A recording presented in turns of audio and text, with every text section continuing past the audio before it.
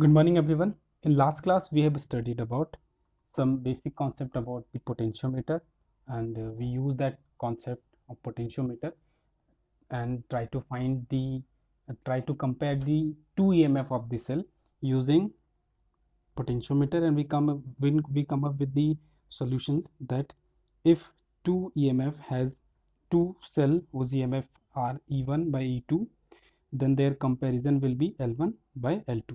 ये final values के साथ हम लोग पहुंचे थे। ठीक है, आज हम लोग इसी को आगे बढ़ाएंगे और इसी में से इस पोटेंशियोमीटर के दूसरे एप्लीकेशंस को, ठीक है, जो कि उसका दूसरा एप्लीकेशन है to find the internal resistance. ठीक है, कोई भी एक सेल है, ठीक है, उसकी खुद की कुछ ना कुछ इंटरनल ईएमएफ होती है, इंटरनल रेजिस्टेंस होती है। आज हम लोग उसके इंटरनल ईएमएफ को फाइंड करने की कोशिश करेंगे यूजिंग द पोटेंशियोमीटर। तो पहले एक बार फिर से रिवाइज कर लेते हैं what is the basic concept of the potentiometer. Okay, तो what are the basic concept of the potentiometer? तो the working principle of the potentiometer is that the voltage drop across uniform wire is directly proportional to its length। Uniform मतलब कि ऐसा wire जिसका cross sectional area किसी भी point पे अलग नहीं हो रही है, डेंसिटी बदल नहीं रही है, मतलब एक यूनिफॉर्म है। ठीक है, the parameters which are governing the particular wire is completely constant. तो उस सिचुएशन में हम लोग बात कर रहे थे कि अगर ऐसा कोई वायर है, ठीक है, यूनिफॉर्म वायर है, तो उसके अक्रॉस जो वोल्टेज ड्रॉप V होगी वो हमेशा प्रोपोर्शनल टू L होगा। प्रोपोर्शनैलिटी का साइन हटाया था तो एक हम लोगों ने फाइव टर्म लेके आए थे जो कि प्रोपोर्शनैलिटी कांस्टेंट के बराबर थी, and which is basically equal to V by L, यानी voltage drop per unit length is 5। ठीक है, ये हम लोगों ने लास्ट डे देखी थी।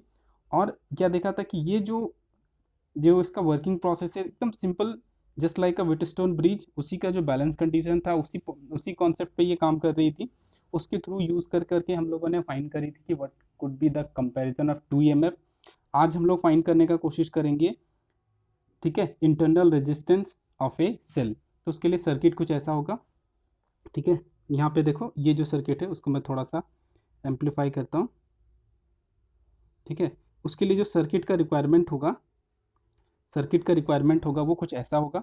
ये पार्ट, स्पेशली ये पार्ट स्किप करो। ठीक है, बाकी जो रेस्ट ऑफ पार्ट है, ये जो हमारा रेस्ट ऑफ पार्ट है, ठीक है, वो कॉमन रहेगा पोटेंशियोमीटर के किसी भी कनेक्शन पे। यहाँ एक्स्ट्रा कनेक्शन किधर पे चेंज किया गया है? सिर्फ इस पार्ट पे। ये पार्ट अगर सपोज ए मान रहे हो तो जो भी कनेक्शन में चेंज किया गया, पार्ट ए में चेंज किया गया। ठीक है, तो यहाँ पे ए पॉइंट से निकल करके एक बैटरी कनेक्टेड है, ठीक है, एक सेल कनेक्टेड है जिसका ईएमएफ ई है और जिसकी इंटरनल रेजिस्टेंस आर है। ठीक है, और उसी के पैरेलल में यहाँ पे एक ऐसी बैटरी कनेक्टेड है जिसका इंटरनल रेजिस्टेंस आर है, उसी के पैरेलल में एक रेजिस्टेंस बॉक्स कनेक्टेड है। ठीक है, कुछ ऐसा सिचुएशन है। और यहाँ पे एक की लगा हुआ है, यहाँ पे एक की है। ठीक है, की K2 नाम दिया गया है। ठीक है, की K2 लगा हुआ है। एक बार की को हम लोग ऑन रख करके ऑब्जर्वेशन करेंगे, एक बार हम लोग की को ऑफ रख करके ऑब्जर्वेशन करेंगे। तो जब हम लोग की को ऑफ रखेंगे, ठीक है, यानी कि जब ये की, ठीक है, जब ये की ओपन में होगा, यानी कि यहाँ से कोई भी करंट इधर फ्लो नहीं कर रहा होगा, तो जो भी करंट होगा सीधा इस डायरेक्शन पे जाएगी। और उस टाइम पे जो भी आपका मैक्सिमम वोल्टेज ड्रॉन होगा वो सेल से, वो हमारा कितने के बराबर होगा? This will be the equal to the EMF of the cell. पर जैसे ही आप सर्किट में K2 को इन करते हो, वैसे ही कैसा कनेक्शन हो जाता है? एक रेजिस्टेंस बॉक्स, एक बैटरी, इसका इंटरनल रेजिस्टेंस, सपोज इसका यू विल रेजिस्टेंस बॉक्स की रेजिस्टेंस आर है, इसकी आर है, इसकी ईएमएफ ई है। तो वैसे ही सिचुएशन में इससे निकलने वाला जो वोल्टेज होगा वो कितने के बराबर होगा? जो भी वोल्टेज यहाँ पे ड्रॉप हो रही है, और सपोज करंट आई फ्लो कर रही है, तो यहाँ पे जो वोल्टेज ड्रॉप होगा वो कितना हो जाएगा? V equal to I R. यानी जब रेजिस्टेंस आर कनेक्टेड होगा तब इसके अक्रॉस वोल्टेज, तब इस सर्किट से वोल्टेज आउटपुट कितना मिलेगा? I R. जब सर्किट में आर कनेक्टेड नहीं होगा तब जो उससे वोल्टेज आउटपुट मिलेगा वो कितने के बराबर होगा? ईएमएफ ऑफ दी सेल के बराबर होगा। ठीक है, अब देखो यहाँ पे क्या, ये पर्टिकुलरली ये जो हमारा सर्किट है to determine the internal resistance of any cell. ठीक है, व्हेन की K2 इज ओपन, मैंने हम लोगों ने भी बात करी कि व्हेन K2 इज ओपन, तो ये रेजिस्टेंस बॉक्स हमारा सर्किट में नहीं है, इसको हटा दो।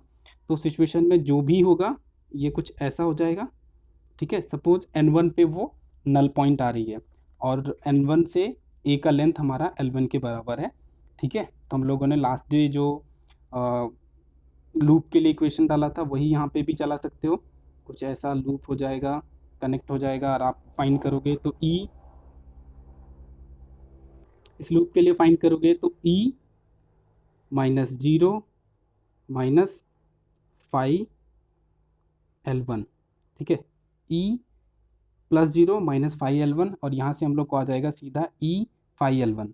ये लास्ट डे भी हम लोगों के साथ आया था, ठीक है। सेम प्रोसीजर, सेम चीज़ किया हम लोगों ने, यहाँ पे ये आ गया, ठीक है। उसको हम लोगों ने मार्क करके रख लिया इक्वेशन ए, ठीक है। अब हम लोग की K2 को क्लोज करते हैं, यानी अब हमारा रेजिस्टेंस बॉक्स कनेक्शन में है, ठीक है। जब रेजिस्टेंस बॉक्स हमारा कनेक्शन पे है, ठीक है, तो उस सिचुएशन में जो भी बैटरी से आउटपुट वोल्टेज ड्रॉन होगा वो हमारा V के बराबर होगा। फिर से हम लोग वही लूप रूल का इक्वेशन डालेंगे और हम लोग क्या देखेंगे कि V will be equals to 5L2, ठीक है। क्यों? क्योंकि इक्वेशन कैसा हो जाएगा, V -0 minus 5L2 equals to 0, ठीक है। और simply V equals to 5L2 balance condition पे है। तो एक लूप में पर्टिकुलरली जो वैल्यू होती है सारे वोल्टेज ड्रॉप का जो सम होता है वो हमेशा 0 के बराबर होता है। यहाँ से हम लोग का वैल्यू आ गई V इक्वल टू 5L2, ठीक है। क्योंकि जब हम लोग बैटरी, जब को कनेक्शन में ले रहे हैं, यानी कि K2 को क्लोज कर रहे हैं, तो उस सिचुएशन पे जो वोल्टेज ड्रॉप हो रही है वो V के बराबर है। और वो सपोज नल पॉइंट हमारा N2 पे आ रहा है, ठीक है। N2 पे आ रहा है जिसका लेंथ N2 से A का लिए लेंथ कितना है हमारा L2 है। तो हम लोग क्या फाइंड करें कि V will be equals to 5L2। Equation A को इक्वेशन B से डिवाइड करोगे, you will get E by V equal to L1 by L2। देखो, ठीक है। थोड़ा सा ये याद करो, ये इंटरनल रेजिस्टेंस R, ये कैपिटल R, ये बैटरी जिसकी EMF E है। तो हम लोग E के लिए क्या इक्वेशन लिखते थे, इक्वेशन लिखते थे कि EMF of the cell is equal to IR plus I small r, ठीक है, ये लिखते थे ना। और इसको फर्दर लिखते थे I capital R plus small r, EMF of the cell, ठीक है। इस पर्टिकुलर सर्किट के लिए हम लोग लिखते थे, इसमें करंट आई फ्लो करी IR प्लस R, ये लिखते थे। और जब इसमें एक रेजिस्टेंस R कनेक्टेड होता था, एक सेल होती थी, इंटरनल रेजिस्टेंस होता था, इसकी EMF E होती थी, इसका इंटरनल रेजिस्टेंस R होता था, इसमें करंट I फ्लो कर रही होती थी। तो इस केस में जो वोल्टेज लिखते थे, ठीक है, तो वो वोल्टेज कितने के बराबर होता था। तो ये जो इंटरनल रेजिस्टेंस के अक्रॉस वोल्टेज ड्रॉप हो रहा है उसको स्किप करके, तो उसको स्किप करके कितना वोल्टेज ड्रॉप हो रहा है, तो जो भी वोल्टेज R के अक्रॉस ड्रॉप हो रहा है, तो इसके अक्रॉस वोल्टेज ड्रॉप कितना हो रहा है, तो I इंटू R, यानी E की value I R plus R, EMF of the cell में इंटरनल रेजिस्टेंस के अक्रॉस से वोल्टेज ड्रॉप हो रहा है उसको भी काउंट कर रहे हैं। और जो इन जनरली वोल्टेज आउटपुट होगा वो कितने के बराबर, रेजिस्टेंस के अक्रॉस जो वोल्टेज ड्रॉप हो रहा है। तो ये इक्वेशन आ रहा था EMF ऑफ द सेल के लिए, ये आ रहा था वोल्टेज एक्चुअली जो हम लोग वोल्टेज यूज करते हैं, क्योंकि जो इंटरनल रेजिस्टेंस के अक्रॉस वोल्टेज ड्रॉप हो रही है वो तो विद इन सेल ड्रॉप हो जा रही है, ठीक है, उसको तो आप लोग यूज नहीं कर पा रहे हो। तो यहाँ पे सिर्फ V है जो विच कैन बी यूज्ड, और E में से इंटरनल रेजिस्टेंस के अक्रॉस जो वोल्टेज ड्रॉप हो रहा है उसको भी काउंट कर ले रहे हैं। तो ये हमारा E के लिए, ये हमारा V के लिए। यहाँ पे हम लोगों ने E के लिए I R plus R put कर दिया और V के लिए आई आर पुट कर दिया, ठीक है। तो हम लोग क्या देखते हैं, I से I कट गया and we get the result R plus R equals to L1 by L2। इसको करोगे डिवाइड तो क्या हो जाएगा, 1 plus small r by capital R L1 by L2, यही हो जाएगा ना, ये वाले को ये हो जाएगा। इस 1 को उठा करके उधर ले, ठीक है। तो क्या हो जाएगा, R by capital R L1 by L2 minus 1, और R will be equals to R L1 by L2 minus 1। और अगर फर्दर सिंप्लीफाई करना, ठीक है, तो L1 बाई L2 माइनस 1 हमारा कितने के बराबर हो जाएगा, L1 minus L2 divided by L2 multiplied by R, ये इक्वेशन हमारा आ जाएगा, ठीक है। और इसमें स्मॉल आर क्या है हमारा, internal resistance of the wire. Capital R हमारा क्या है कि जो आपने रेजिस्टेंस बॉक्स लगाया है उसकी जो रेजिस्टेंस है वो L1 लेंथ हमारी क्या है, तो L1 लेंथ है हमारी जब रेजिस्टेंस बॉक्स जो आपने ये जो है उसको जब आपने कनेक्शन में नहीं स्टेबलाइज किया था, ये सर्किट में एग्जिस्ट नहीं कर रहा था, तब जो नल पॉइंट आ रही थी वो L1 है। और L2 हमारी क्या है,